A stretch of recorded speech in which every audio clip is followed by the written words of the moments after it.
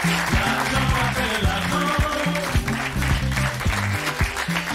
ça va? Ça va, très bien. J'aimerais qu'on écoute. Vous connaissez ce morceau? Ça s'appelle L'argent appelle l'argent. Est-ce que c'est vrai? Oui, c'est sûr que ça aide, quoi. C'est-à-dire que si vous versez la moitié de votre salaire pour payer votre loyer à Paris, pendant qu'il y en a d'autres, des enfants de propriétaires qui eux touchent le loyer en plus de leur salaire, ça peut durer longtemps comme Ce histoire. que dit ce morceau, c'est que plus on est riche, plus on le devient en gros. Il y a des exceptions, bien sûr, mais c'est sûr que vous voyez bien sur le problème du logement, ça change tout, quoi. Si vous avez votre salaire pour vous, ou si vous avez la moitié de votre salaire pour d'autres, c'est pas un détail. Donc voilà, il faut prendre en sérieux la façon dont on peut réduire les inégalités. Et moi, ce que je montre dans ce livre, c'est un livre optimiste. C'est-à-dire, j'essaye de raconter une histoire où en fait il y a un mouvement de réduction des inégalités. Moi, je ne suis pas du tout dans le pessimisme généralisé. C'est-à-dire que finalement, la société d'aujourd'hui, malgré tout, elle est quand même moins inégalitaire qu'il y a un siècle, et qui elle-même, par plein d'aspects, est moins inégalitaire que celle d'un siècle ou 2 siècles avant. Donc il y a une forme d'apprentissage de la justice dans l'histoire. Alors parfois avec des phases de régression. Quand on voit aujourd'hui qu'1% de l'humanité détient 90% des richesses, quand on voit aujourd'hui cette réalité-là, on se pose une question, c'est est-ce qu'on peut s'enrichir sans tuer ? Oui, on peut s'enrichir sans tuer, je confirme. C'est-à-dire qu'on a un processus dans le long terme qui est un processus de progrès. C'est-à-dire que le niveau de vie aujourd'hui, le niveau d'espérance de vie, le niveau d'éducation a beaucoup progressé. Et d'ailleurs, les progrès qui ont été enregistrés au cours du XXe siècle ont été enregistrés en même temps avec un mouvement de réduction des inégalités. Et ce mouvement de réduction des inégalités, il s'est fait parfois dans la violence, avec des crises, la Première Guerre mondiale, avant, par exemple en France, on ne voulait pas créer d'impôt sur le revenu, la crise des années 30, la révolution bolchevique, le système communiste soviétique qui fait beaucoup de dégâts du côté soviétique, mais qui met la pression dans les pays capitalistes, qui fait qu'on accepte des formes de redistribution qu'on n'acceptait pas avant. Mais aussi, ces changements en positif se sont faits parce qu'il y a eu des mobilisations très fortes. Il n'y a pas de déterminisme. Moi, s'il y a une leçon qui est ressort dans ce bouquin, c'est qu'il y a toujours plein de stratégies alternatives. Vous en êtes la preuve, Thomas Piketty, quand on voit votre histoire. Il n'y a pas de déterminisme. Vous avez 48 ans, vous êtes né à Clichy dans le 92. Petit, vous viviez entre deux mondes. Vos grands-parents sont issus d'un milieu aisé, mais vos parents militaient à la lutte ouvrière. Un jour, ils plaquent tout pour aller élever des chèvres dans l'Aude, c'est vrai. On est au début des années 70, donc mai 68 est passé par là. Et à la fin de l'Icénie, vous quittez l'Aude. Là, vos parents rencontrent les fins de mois compliquées avant de devenir, pour votre père, technicien de recherche et institutrice pour votre mère. Vous avez travaillé comme un malade. À 18 ans, vous intégrez Normal Sup. À 22 ans, vous soutenez une thèse de doctorat qui porte sur la théorie de redistribution des richesses et qui obtient le prix de la meilleure thèse en 1993. Et ensuite, vous enseignez au prestigieux MIT, au Massachusetts. J'ai réussi à le dire. Oui, alors c'est une université, c'est pas le MI5 service secret, c'est beaucoup moins glamour. Donc ça veut dire qu'en travaillant, les études peuvent mener à quelque chose. En fait, moi, la plupart des jeunes à qui je parle et qui viennent et qui nous écrivent ne croient plus au système. Moi j'ai eu beaucoup de chance. Et ce qui est vrai, c'est que pour les générations d'aujourd'hui, il y a quand même... Parfois, il y a une arnaque considérable. C'est-à-dire qu'on a fait croire qu'en allant au bac et en continuant dans le supérieur, on allait avoir plein d'opportunités qui se feraient à nous. Et de fait, le nombre d'étudiants a beaucoup progressé, plus de 20% d'augmentation au cours des 10 dernières années en France, sauf que les budgets d'investissement dans l'enseignement supérieur n'ont pas suivi. Et donc, en particulier, on a une énorme augmentation de bacheliers technologiques, ce qui est très bien en soi, sauf que le nombre de places IUT, BTS n'a pratiquement pas bougé, sont beaucoup trustés par des bacheliers généraux. Et donc, on a des personnes qui vont se retrouver avec des cursus qui ne correspondent pas du tout. Et donc là, il y a un gâchis humain vraiment terrible. Comment est-ce qu'on redonne de l'optimisme au système scolaire et à l'éducation ? Parce que c'est le sujet de votre livre. Là, en l'occurrence, ce ne serait pas si compliqué que ça. C'est-à-dire que, vous savez, ça ne coûte pas si cher que ça, l'enseignement supérieur en France. C'est-à-dire concrètement, l'argent qui a été dépensé sur la suppression de l'impôt sur la fortune et la suppression de l'impôt progressif sur les intérêts dividendes, c'est à peu près 5 milliards d'euros par an. Le budget total de tout l'enseignement supérieur, c'est 11-12 milliards. Donc là, on a dépensé 40% d'un coup du budget qu'on aurait pu utiliser pour augmenter de 40% ce budget. Et alors que là, l'argent sur l'ISF, ça a plutôt été, disons, à des sexagénaires, septuagénaires aisés. Bon, il y a un peu de jeunes trentenaires, etc., qui ne sont pas forcément dans le besoin non plus. Mais pour l'essentiel, c'est quand même très âgé Bon, moi, j'ai rien contre les septuagénaires aisés, mais si vous voulez, pour le même argent utilisé, je pense que si on avait créé des places en IUT, en BTS, et si on avait évité qu'on ait des amphis surchargés, c'est une façon de préparer l'avenir qui est quand même beaucoup plus convaincante. Donc on a des gouvernements qui disent, voilà, vive l'innovation, vive la préparation de l'avenir, la start-up nation, etc., etc. Bon, et c'est vraiment comme ça, là, en filant Emmanuel Macron, là, pour vous, sa politique fiscale, de quoi la politique fiscale d'Emmanuel Macron est-elle le nom ? Là, je pense que, bon, lui, il a grandi dans les années 90, quand il était à l'ENA, où on lui a appris que le problème, c'était que les riches n'étaient pas suffisamment riches. C'était un peu le reliquat du reaganisme des années 80, mais il n'a pas évolué par rapport à ça. Et il arrive en 2017, 2018, 2019, et il ne se rend pas compte qu'en particulier depuis la crise financière de 2008, on a changé de période. Et aux États-Unis, vous voyez qu'on est complètement revenu sur le reaganisme. C'est-à-dire qu'il y avait une promesse faite par Reagan dans les années 80 qui aurait pu marcher. Moi, j'essaye de montrer dans mon livre, j'essaye de diaboliser aucune des idéologies en présence et de montrer que toutes les idéologies, même les plus extrêmes au 19e siècle, sur le colonialisme, l'esclavage, la société de propriétaires avec une énorme concentration des pouvoirs, j'essaye de montrer comment ça fonctionnait, quels étaient les discours et leur part de plausibilité qui pouvait marcher. Dans le cas du reaganisme, la promesse qui est faite et peut être plausible, elle est de dire, en gros, on a trop réduit les inégalités aux États-Unis depuis Roosevelt jusqu'aux années 70. On a eu en particulier des impôts trop lourds sur les entrepreneurs. On va les réduire fortement. Ça va peut-être faire plus d'inégalités, mais ça va faire tellement d'innovation, de croissance, que finalement tous les revenus et les salaires vont se mettre à progresser comme vous l'avez jamais vu. Et ça m'implique à vous poser une question. Sauf que 30 ans plus tard, on n'a rien vu du tout. Et donc c'est là qu'on a la réponse trumpiste qui va être de dire tout ça c'est de la faute des Mexicains, des Chinois, de tous les gens là, qui veulent le dur travail de l'Amérique blanche. Puis de l'autre, vous avez une réponse beaucoup d'élus du Parti démocrate qui veulent revenir à des formes de redistribution, de gratuité dans l'éducation, parce que vous avez une dette étudiante énorme actuellement aux États-Unis. Donc vous avez une réaction aussi aux échecs. Moi, c'est ça aussi que j'essaye de dire dans le livre. C'est-à-dire qu'il n'y a pas un grand complot derrière avec des gens qui sont tellement forts, qui tirent les ficelles qu'on ne peut rien faire. Il y a des mouvements qui réagissent à des expériences historiques, et tout ça, ça nous appartient à nous-mêmes. Donc il n'y a pas de reptiliens, il n'y a pas d'illuminati qui manipulent comme ça ? Non. Très bien. Il y a surtout des citoyens qui ne s'approprient pas assez parfois ces questions. C'est-à-dire qu'on abandonne des questions. C'est aussi la faute. Il y a tout un groupe d'économistes qui a prétendu que la science économique était tellement scientifique que seul un petit groupe de gens pouvait comprendre. Bon, c'est une blague absolue, évidemment. La preuve, le succès de vos livres. Mais oui, moi, ce qui me fait très plaisir dans mon précédent livre, et je le vois là aussi, là maintenant déjà un peu avec ce livre-là, c'est que je rencontre beaucoup de gens qui, normalement, ne lisent pas des livres comme ça et qui me disent, voilà, c'est parfaitement lisible. C'est un peu long, je suis désolé, mais en même temps, je crois que vraiment, c'est très lisible, c'est très vivant, oui, c'est une histoire et c'est pour ça qu'on vous reçoit, c'est parce que rencontre la littérature. Ce livre, il est hyper important, mais moi, ça me fait poser une question, c'est est-ce que la pauvreté dans les quartiers populaires ou dans les zones qu'on appelle périphériques, à côté de la campagne, dans les petites villes de province, dans les petits villages, est-ce que cette pauvreté-là, est-ce que ces gens qu'on met ensemble, est-ce que ces gens qu'on isole, est-ce que c'est décidé d'avoir mis un moment certaines populations dans certains quartiers pour qu'ils soient pauvres ? Non, je ne crois pas que ce soit décidé. C'est plus une série de renoncements individuels et le fait qu'on abandonne aussi beaucoup de questions à d'autres. Alors évidemment, il y a des personnes qui ont intérêt à garder les financements publics sur le TGV plutôt que sur des trains de banlieue, sur des lycées de centre-ville plutôt que sur des écoles de banlieue, etc. etc. Est-ce que c'est décidé ? Quand par exemple on est à Clichy-sous-Bois et que pour venir à Paris on doit prendre 25 bus, c'est décidé. Quand on est à la campagne et qu'il y a un train qui passe toutes les 16 heures... Le plus scandaleux sur l'école, c'est quand on essaye de faire croire depuis des années sur les zones d'éducation prioritaire qu'on fait quelque chose, alors qu'en vérité, ce que je montre dans le livre, et je m'appuie sur les travaux d'une thèse d'une jeune doctorante à l'école d'économie de Paris, Asma Benanda, qui a rassemblé tous les fichiers de paye de la fonction publique et qui a regardé... Alors, oui, d'un côté, on dit, regardez, on est vachement généreux, on met des primes pour les enseignants qui sont en éducation prioritaire. Oui, d'accord, sauf que d'une part, les primes, elles sont toutes petites, et puis surtout, on oublie au passage que vous avez 50% des enseignants en Seine-Saint-Denis qui vont être vacataires, alors que c'est 5% dans Paris-Centre. Vous oubliez qu'en Seine-Saint-Denis, les enseignants moyens vont avoir une ancienneté de 3 ou 4, 5 ans, alors que les enseignants avec 20 ans d'expérience, beaucoup mieux rémunérés, vont être en centre-ville. Et si on prend tous ces effets ensemble, on se rend compte que les seconds sont beaucoup plus importants que la prime, et donc que finalement, in fine, le salaire moyen par enseignant est en fait d'autant plus élevé que la proportion d'élèves favorisés est importante dans l'établissement, si vous regardez au niveau de toute la France ou au niveau de la région parisienne. Et donc là, il y a un niveau d'hypocrisie collective qui est quand même considérable, parce qu'on fait des grands discours.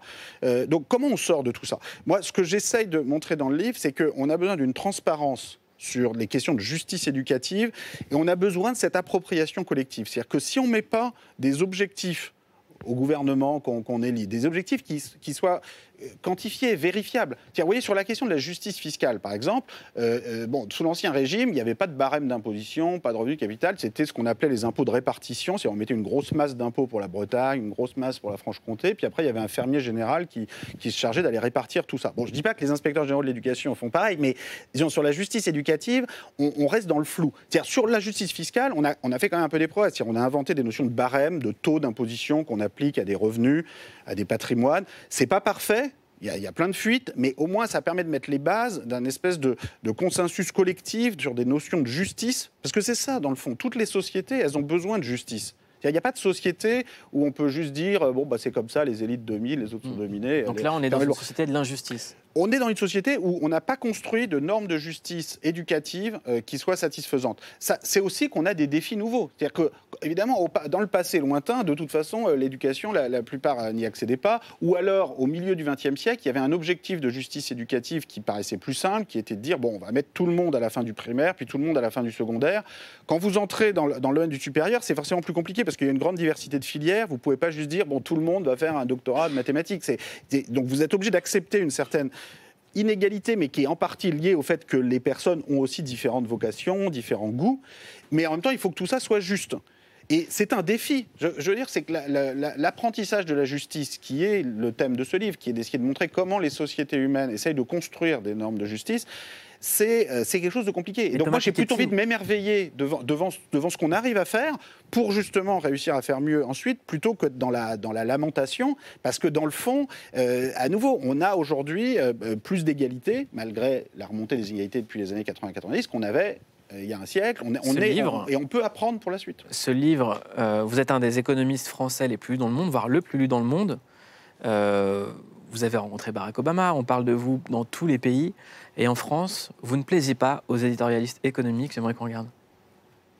La lecture du week-end de Jean-Marc Daniel ne l'a pas vraiment réjoui. Le dernier livre de Thomas Piketty n'a pas l'air d'avoir votre assentiment. Le dernier opus, son dernier ouvrage, s'était vendu à 1,5 million d'exemplaires. 2,5 millions. 2,5 millions d'exemplaires. Effectivement, quand vous faites un tel tabac avec un livre, alors, qui a été beaucoup vendu, est-ce qu'il a été beaucoup lu ? C'est pas sûr. Un chercheur américain a pu s'amuser à calculer que sur la liseuse d'Amazon, par exemple, seuls 3% des acheteurs étaient allés au-delà de la page 30. Peu importe. En revanche, sur les propositions, j'ai appelé pas mal d'économistes, ils sont quand même beaucoup plus réservés. Ils disent que les propositions, elles sont irréalistes. C'est-à-dire son outil, c'est de dire on va abolir la propriété, enfin on va la rendre temporaire, transitoire, la corriger, l'amender, l'encadrer. L'opinion se demande si ce qu'il veut finalement, c'est pas tant moins de pauvres que moins de riches. On a effectivement ce sentiment.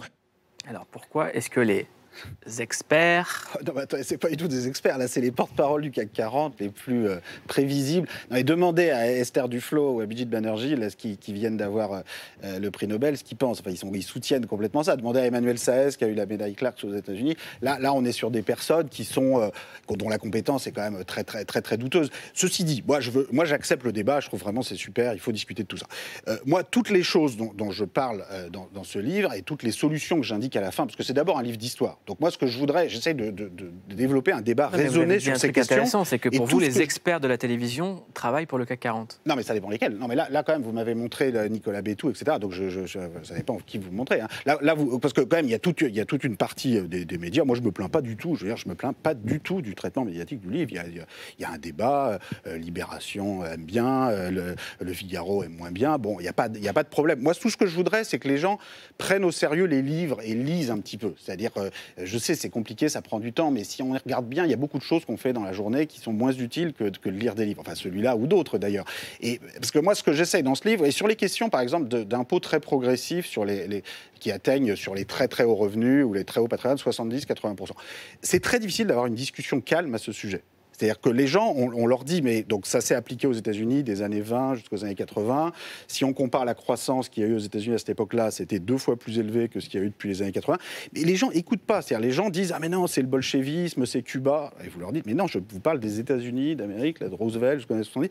Mais ils n'arrivent pas à écouter. Donc ça c'est un peu dommage. Moi, je suis triste plutôt pour eux, finalement, parce que moi, je donne beaucoup d'éléments historiques et je montre que, par exemple, la promesse réganienne qui a été de diviser par 2 les taux d'imposition sur les super revenus américains qui étaient 70-80% avant Reagan, qui sont passés à 30%, ça aurait pu dynamiser la croissance. Il se trouve que la croissance a été elle aussi divisée par 2. Est-ce qu'on peut écouter un milliardaire qui s'appelle Xavier Niel et qui parle d'héritage? Il dit sur ce plateau ne pas vouloir confier d'héritage à ses enfants. Vous êtes aussi contre l'héritage. Est-ce que vos enfants seront des héritiers? J'espère pas. Quand vous commencez à avoir des fortunes aussi importantes qui sont immatérielles, tout à l'heure vous donniez des chiffres pour tenter de me faire réagir dessus, je ne sais pas réagir sur ça, parce que c'est immatériel, on ne sait pas ce que ça veut dire, des milliards, je ne sais pas le quantifier, c'est beaucoup, c'est probablement trop, mais l'idée c'est de se dire cet argent, on peut peut-être en faire autre chose de plus intelligent, et le donner à ses enfants, c'est peut-être leur mettre des charges qu'ils n'ont pas choisi. On est tous égaux en droit, peut-être aussi en devoir, et c'est peut-être pas plus mal d'essayer de faire sa vie par soi-même et non pas au travers de ses parents. Thomas Piketty, dans votre livre, vous proposez entre autres un héritage pour tous que vous appelez la dotation universelle, qui permettrait à tout le monde, écoutez bien, de bénéficier d'un capital départ de 120 000 € à 25 ans. Alors ça, c'était super rigolo, la réaction des gens de l'opinion face à l'héritage pour tous à 120 000 €. C'est-à-dire l'opinion, et ça se veut être un quotidien libéral qui défend la liberté. Mais en fait, c'est la liberté seulement de quelques-uns. Parce que là, l'héritage pour tous à 120 000 €, ils m'ont posé une question quand même hallucinante qui est de dire, mais quand même tous ces enfants là de classe populaire, classe moyenne, est-ce que ça ne va pas diminuer les incitations au travail? Puis est-ce qu'ils vont savoir quoi en faire? Vous n'allez quand même pas les laisser décider tout ça. Alors que par contre, quand c'est des héritiers qui reçoivent des millions ou des dizaines de millions d'euros de leurs parents, là, il n'y a pas besoin de Donnez-moi 125 000 €, je sais quoi en faire tout de suite. Non, mais il n'y a pas besoin. Non, mais vous vous rendez compte, c'est que c'est vraiment soi-disant au nom de l'étendard du libéralisme, en vérité, c'est un libéralisme très élitiste qui est défendu là, où quand il s'agit de quelques héritiers très riches, là, il n'y a rien à remettre en cause. Quand il s'agit de diffuser la propriété, parce que moi, je veux la propriété privée, c'est une très bonne chose, tant qu'elle est d'une ampleur raisonnable, et surtout, elle doit être diffusée à tout le monde. C'est ça qui est très important, parce qu'on vit dans des sociétés qui n'ont jamais été aussi éduquées, et on a besoin de cette circulation du pouvoir de la propriété. C'est-à-dire que, bon, c'est bien que Xavier Niel dise qu'il est contre l'héritage, mais moi je voudrais quand même ajouter quelque chose, c'est que la vie c'est déjà très long avant même l'héritage, et c'est pas parce que vous avez fait fortune à 30 ans qu'il faut forcément que vous continuiez de concentrer tous les pouvoirs actionnariales à 50 ans, à 70 ans, à 90 ans. Vous voyez, c'est pas parce que vous avez une bonne idée à 30 ans que vous avez forcément la science infuse pour décider ensuite, pendant des dizaines d'années, comment organiser le travail dans une entreprise qui a des milliers, des dizaines, des centaines de milliers de salariés. Enfin, toutes ces personnes qui font fortune à un moment donné ont sans doute eu à un moment des idées intéressantes, mais ils ont aussi bénéficié de tout ce qu'ont fait le reste de la société. Bill Gates, il n'a pas inventé les ordinateurs tout seul. Il y a des chercheurs en informatique fondamentale qui, derrière, ont écrit des recherches et qui n'ont pas mis leur carnet de chèques à la fin de D'ailleurs, il n'a jamais articles. inventé d'ordinateur, il a fait que des logiciels Oui, mais même les logiciels, il ne les a pas inventés tout seul. C'est-à-dire que vous avez des codes qui ont été produits par des chercheurs, des dizaines de chercheurs. Donc lui, il ajoute un truc, bon, c'est super, bravo. Mais est-ce que pour autant, vous devez avoir une concentration sans limite? Parce que le modèle des fondations qui peut être défendu par Bill Gates ou par Xavier Niel, qui est de dire, bon, moi, je ne vais pas donner à mes enfants, mais par contre, je vais mettre dans une fondation qui va être dirigée par moi, ma femme, mes enfants, et qui, jusqu'à ce que j'ai 90 ans, le reste du monde va venir se prosterner à mes pieds pour leur soumettre des projets sur la santé en Afrique, sur l'éducation, etc.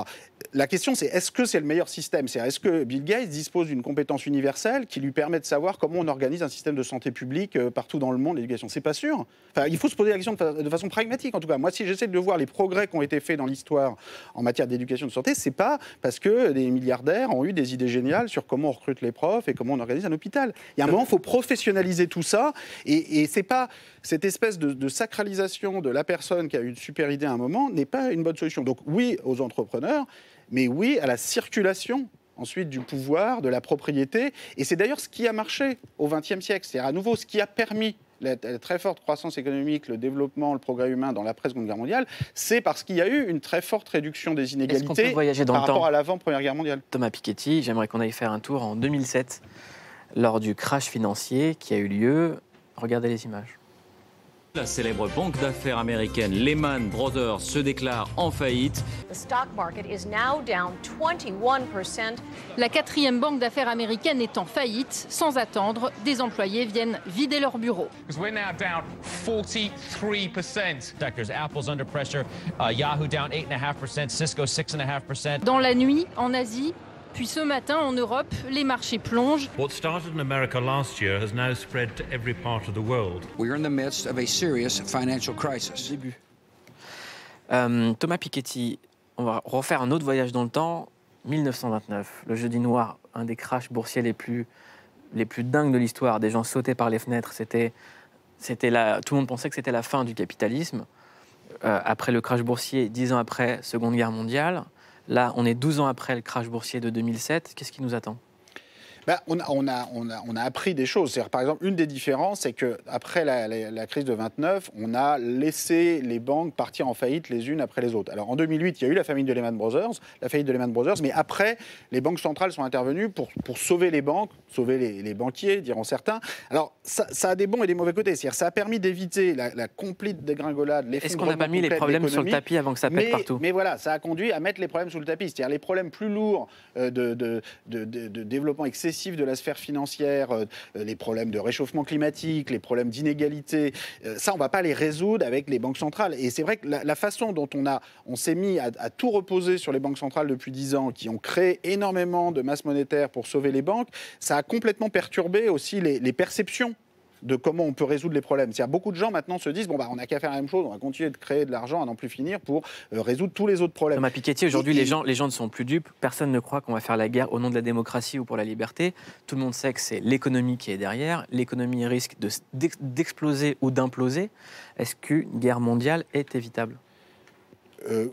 Oui, je ne crois pas qu'il y ait de guerre mondiale comparable à ce qu'on a eu au XXe siècle qui se prépare. Je pense que le risque aujourd'hui, par exemple en Europe, c'est pas que les différentes puissances étatiques européennes se mettent à s'envahir les unes les autres comme elles l'ont fait au XXe siècle. Le risque, c'est plutôt qu'on ait une explosion de l'Union européenne avec un nationalisme, un dumping social, fiscal qui s'en trouve encore renforcé, parce que tous les partis xénophobes qui veulent sortir de l'Union européenne ou qui veulent taper toujours plus sur les migrants et qui prétendent qu'ils ont un contenu social dans leur programme, la vérité, c'est que s'ils se retrouvaient au pouvoir, ils se mettraient à faire de la concurrence fiscale et sociale entre pays pour essayer de récupérer leur petite part d'investissements internationaux, encore pire que les autres. Et donc les solutions ne peuvent venir que d'une forme d'internationalisme, de social-fédéralisme que j'essaye de défendre dans le livre, c'est-à-dire on assume un internationalisme, qu'on va faire des choses, la France avec l'Allemagne, avec l'Italie, avec l'Espagne, avec la Belgique, mais pour des objectifs sociaux. C'est-à-dire il faut sortir de cette idée d'une Union européenne qui est construite uniquement sur la libre circulation des capitaux, des biens et des services, mais il faut des objectifs sociaux, de salaire, d'éducation, de justice fiscale. Donc vous voulez créer un hybride entre communisme et capitalisme ? Oui, alors moi je parle de socialisme participatif pour insister sur la dimension décentralisée et participative. C'est-à-dire, pourquoi chaque fois que les socialistes ils sont au pouvoir, ils font pire que la droite ? Ça, c'est pas à chaque fois pire. Si on regarde toute l'histoire des changements de pouvoir, il y a beaucoup de cas où la droite... Vous vous souvenez du mec qui avait déclaré la guerre à la finance ? Ouais.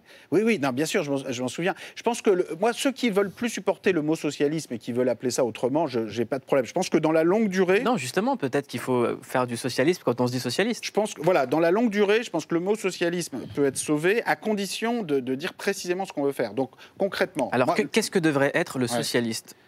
Alors, si des socialistes nous regardent, s'il y en a encore. Ouais.